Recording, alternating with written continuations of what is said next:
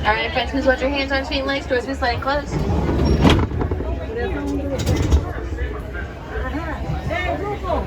Sometimes on a word, that doesn't mean thank you. Another thing to say around here is 2020 means let's go! Jumbo, everyone, and welcome! A couple of safety things to go over. See, please remain seated the entire time with your hands, arms, feet, and legs, and small children inside the vehicle at all times. This is for your safety and the safety of the animals. These are real animals, and I'm also a real person. My name is Talia, and I'll be your safari guide. Our first stop today is going to be the little Ituri Forest. Now, the animals over here are well known for their shy and timid personality, as well as their amazing ability to camouflage. So keep your eyes wide open. Over on the right-hand side is the okapi. Now, it looks like a zebra with legs. The okapi is actually more closely related to the giraffe. They are so good at camouflage. They weren't even discovered by the Western world until 1901. That's going to be the same year that Walt Disney himself was born. Before that, they were believed to be a mythical creature, but as you can see with your very own eyes, they are very much real. Now, they're also really cool in the fact they communicate using infrasonic, which is a sound wave we as humans can't even hear.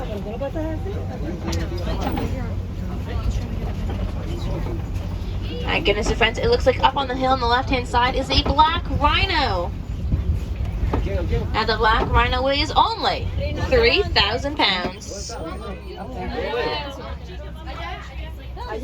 it's kind of hard to see. It's got his face down, but they actually have a triangular-shaped upper lip. That's a prehensile lip, meaning they can curl around individual leaves and branches to grab just the right one.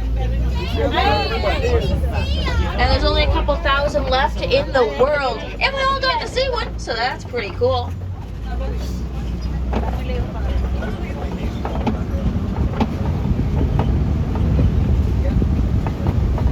Now, over on the left-hand side, up on that hill, is a bongo. That beautiful golden brown and spiral horns.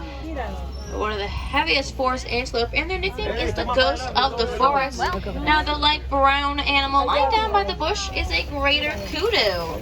They're one of the taller antelope species, standing at just about 55 inches to the shoulder. Now, those are females, and we can tell because they do not have horns, while their male counterparts do. Now, you may have noticed that many of these animals have lines on their body. That's how camouflage is supposed to look like sunlight coming through the trees. Right now, my friends, we are heading into the Safi River, which is a pretty fantastic place to try and find animals from the Nile. And over on the right-hand side is the pink-backed pelican. And they do get their name from the pinkish coloration they get during mating season. And she gets a little bit darker during mating season, kind of like they're blushing. Now, actually, they have a really impressive wingspan, just about 9 feet. To give you a bit of a size reference, that is the same width as the canopy above your heads. If you look up, you'll also see an animal spotting guide. But don't keep looking up, just take a look over on the right-hand side, and you'll see the Nile hippopotamus. It's kind of hard to miss. The hippos spend most of their day in the water. That's how they keep cool. They come out of the water to go look for food. They can travel up to 10 miles to eat about 80 to 85 pounds of foliage. Then they return to the water. They are herbivores, so they eat plants. Now, in the water, they can hold their breath for a really impressive 8 minutes. They'll even sleep completely submerged in the water and will naturally come up for air without even waking up.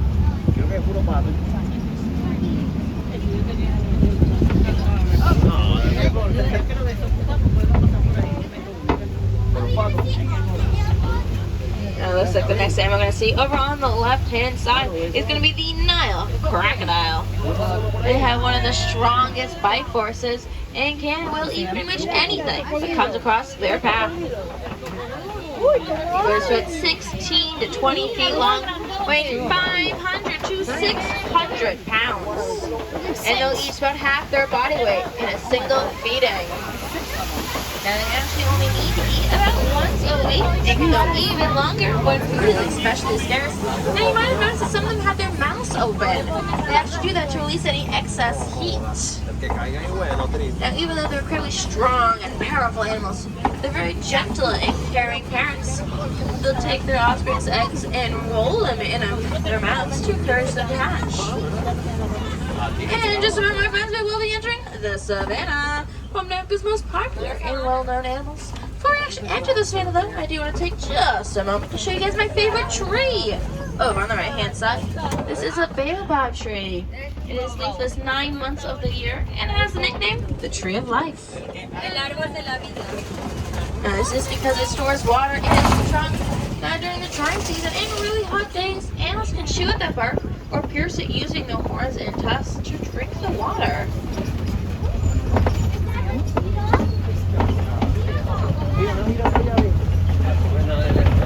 Looks like one of the first animals we're going to see in the savannah. On the right-hand side is going to that beautiful giraffe. That is a Maasai giraffe, and you can tell because of the rough edges along those markings.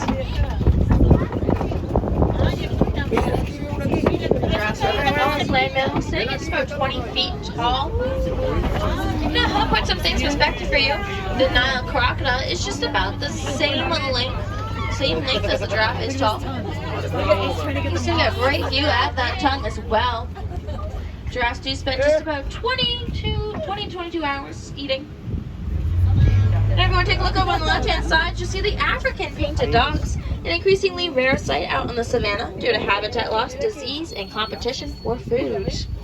They are typically led by an alpha male and female. They do take care of their pack members. In fact, the lowest member of the pack will be the first one to eat, and they don't leave till everyone's done eating. But they do work really well together as a pack, so they have one of the highest success rates for hunting, just about 90%. Over on the left-hand side is going to be some really cool animals. We got the Ankoli cattle with those really big horns, as well as the sable antelope with those thinner, pointed straight back horns. There's also some elands over here. The elands are actually on both sides of the vehicle. And don't worry, guys, I will tell you more about these beautiful animals. I'll tell you about those sable antelopes. They'll use those horns to fend off any predators that try and jump on their back. It's also the emblem of the Harambe Reserve. Now, the elands are one of the tallest antelope species, standing at about 6 feet to the shoulder. They can jump a really impressive 8 feet. Though unfortunately they are endangered. Just about 50% of their population does currently live on reserves such as this one. Now, the other animals, the Ankoli cattle, they are one of the few domesticated species we have on the reserve. And each one of those horns can be just about 3 to 4 feet long and 6 feet from tip to tip. The horns might look really heavy, but they're actually quite light due to a honeycomb structure on the inside. Now, actually owning Ankoli cattle is a sign of wealth. So the more you have, the wealthier you are. We are going to get another look at this beautiful Maasai giraffe. That one looks like he's walking away. We'll see this one over here. Now, they might have that really long neck, but they actually have the same number of bones in their neck that we have in ours, which is 7 bones or 7 vertebrae. Theirs are just a little bit bigger. Now, there are a whole bunch of giraffes over here, and we do call a group of giraffes a tower, because they stand so tall, and we are going to get really close to this one.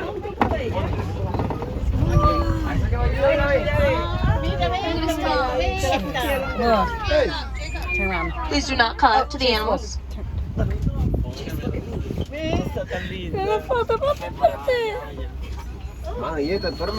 mean, I see the giraffes have those bumps on the top of their head. Those are called ossicones. It's actually made up of bone. Both male and female giraffes do have ossicones. It's actually something they share in common with the okapi. The only difference is only male okapi have ossicones, which means the one we saw earlier was a female. Bless you.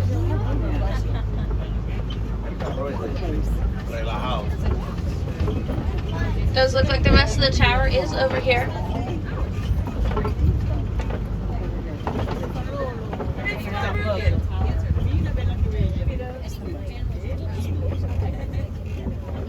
And they are called a tower only when they're standing.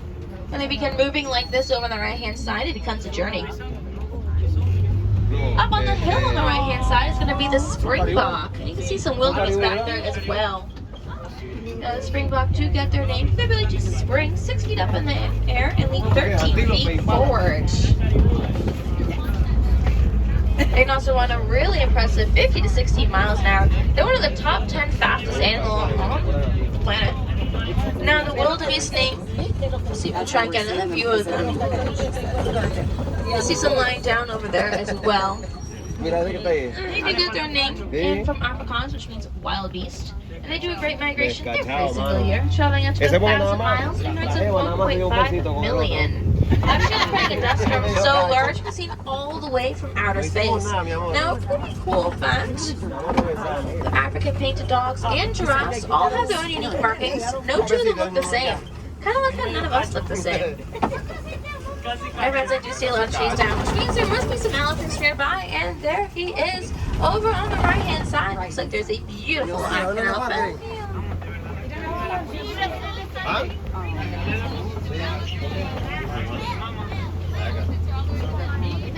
There you can tell African elephant by the shape of those ears.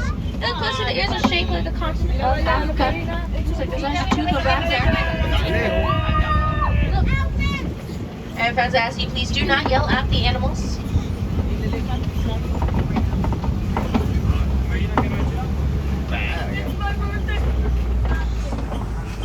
Camino cerrado. ¿Cuál camino?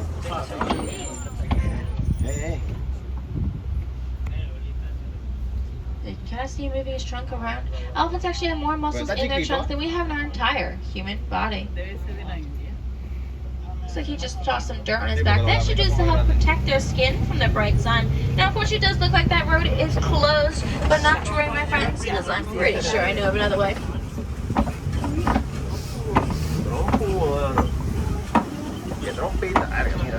My friends, this bridge does look a little more rough than I remember, but that's okay. I think we can make it across. If you want to take a look over on the right-hand side, it's another view there with beautiful elephants.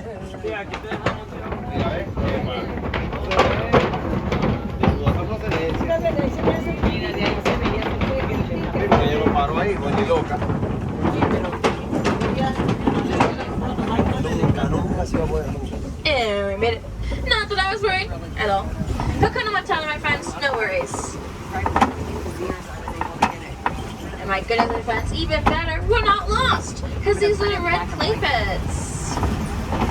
And my goodness, it looks like the elephants have it over here too. You can see their tusk marks in the clay.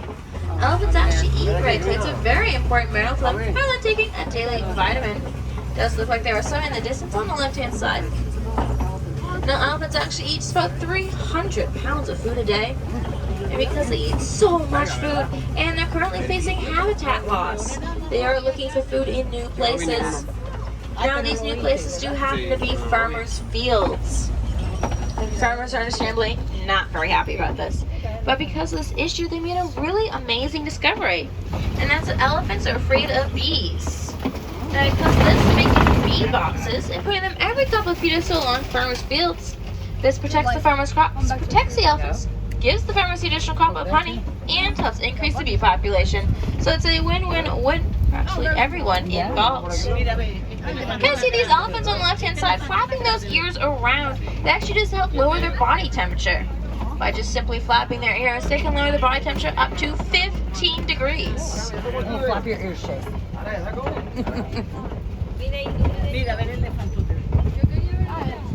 So pretty.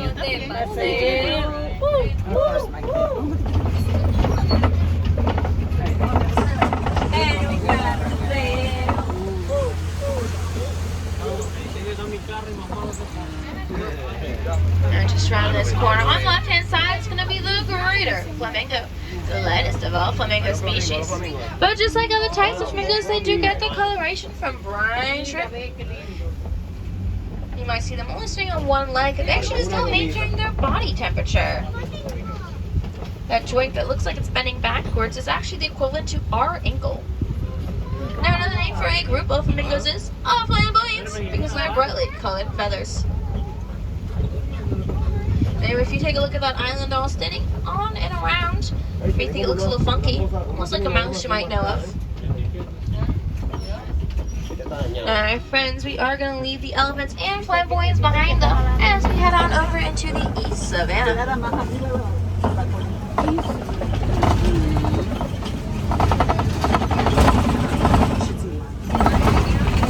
Now, the animals over here can be a little bit more different, so you do your very best to see if you can try and find them. Si nos quedamos sin gasolina, man. Down left hand side, it does look like there's a mud wallow or mud pit. And the elephants will throw dirt onto their backs, and rhinos can't really do that. So instead, they roll around in the mud to help put the mud on their bodies, protecting their skin from the sun. And the mud can also help them cool off on hot days and act as a natural bug repellent. And oh my goodness, my friends, there's a beautiful animal up ahead. It looks like it's a cheetah. She's even looking at us. Or at least she's facing us. Now, cheetahs are the fastest land mammal. Oh, and a rhino. There's one up there too. That way. Look up there on the thing. There's a rhino right there. And cheetahs do have that black teardrop marking that comes down their eyes. That actually helps protect their eyes from the glare from the sun. Kind of like their very own built-in sunglasses. Now this is really important for them though, because they do their hunting during the day. We one time had to walk, we had to drive behind the hippo the whole way because it just kept on behind. Oh, it's right there. The rhino. Now this over here is a white rhino. The original name for the white rhino is a bite rhino, which means wide because they've got a wide, broad mouth, as opposed to the black rhino's triangular upper lip. There's another cheetah over here on the left-hand side as well. The white rhino does weigh just about 5,000 to 6,000 pounds. It's in the road. Now rhinos don't have a terribly great eyesight. They can only see just about 10 feet or so in front of them. Oh my God. I'll let her decide where she wants to go. She's staring at us. She's going back and forth. Now rhinos actually have no natural predators. Please remain seated. Please, everyone sit down, please. All the way down. Everyone sit down. Thank you. Rhinos have no natural predators, and their only threat are humans. They're currently being poached for their horns, which are made of keratin, the same thing as your fingernails and hair. And just like we like to style our hair, they like to style their horns. They'll shape them on rocks and trees to get just the right shape, and then they decorate them using vines and branches.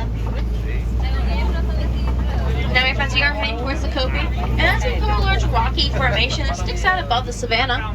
It's a really popular place to find a lot of different species of animals. He came to the boat, the car, whatever this is. I think you're having a better time than Chase. I think so. Now, it does look like the rest of the crash is up ahead, and a crash is what we call a group of rhinos. And they can run today crashing 35 miles an hour. They're an incredibly social animal. Go around this corner, see if we can get a better look at that crash. Wow.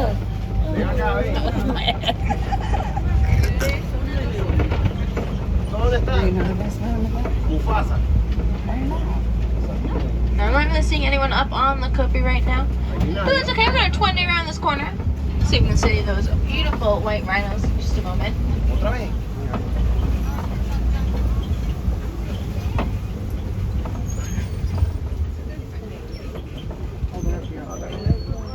On the left-hand side are a lot of burrows, which is a popular place for animals like warthogs. Not seeing any movement right now, but they also do a really great job of camouflaging in. And these beautiful white rhinos over here on the right-hand side.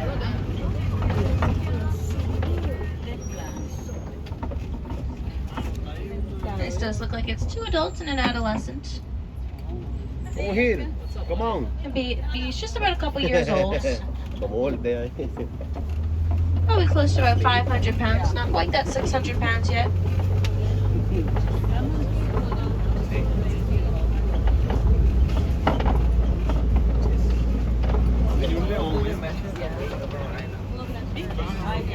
No, I know we didn't see any ostriches, but we do have quite a few ostriches here on the reserve. And actually, if you want to look over on those left-hand side, you can see those warthogs all lying down.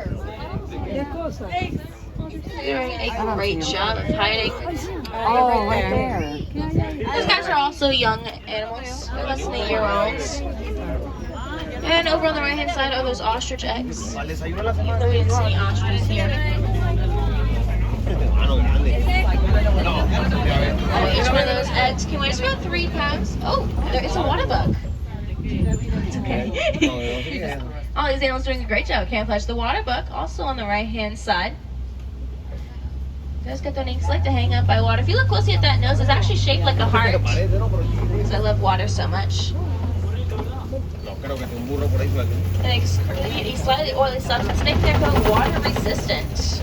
It's also kind of smelly, and they'll use that to identify each other. But those ostrich eggs are just about 3 pounds and equivalent to 24 chicken eggs. And the shell of it is actually so hard and thick that a grown human can stand on them and they will not break. There's some thick eggs. Right now, my friends, we are going to say hi to the warden. The warden's job is to take care of all the animals on the reserve. He's also got a really cute pet, the Nigerian dwarf goat. It looks like this one's going to do some cooking.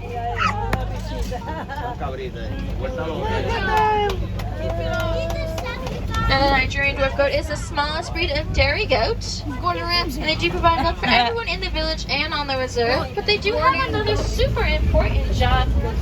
That's that they eat all of the weeds the other animals cannot eat. So they have a very special stomach with 4 compartments, allowing them to eat and digest those tough weeds. Now, if you saw that yellow box hanging in the warden's front yard, that's a bee box for the elephants and the bees. It's a really successful conservation project, and the warden's a huge fan of conservation.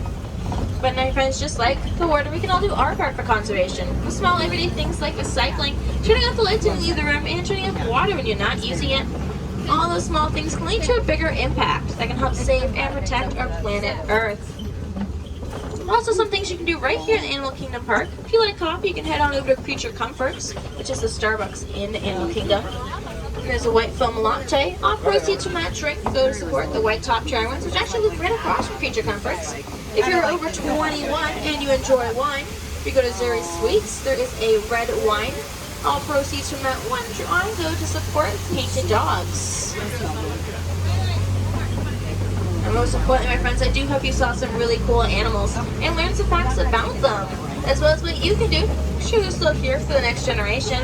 As many of these animals, like that beautiful white rhino we have to see nice up close, are endangered. So make sure we can do what we can to help protect them. Alright friends, we are almost at the unlocked dock. If you want to take a look around, make sure you have all of your belongings, absolutely everything and everyone you had when you came on board. Now my friends, saying goodbye is just far too sad and far too final. So we like to say goodbye and simply say Quaharini, which means be well. So Quaharini, my friends, be well, be wild, and go out there and make a difference. Most importantly, enjoy the rest of your day in Disney's Animal Kingdom.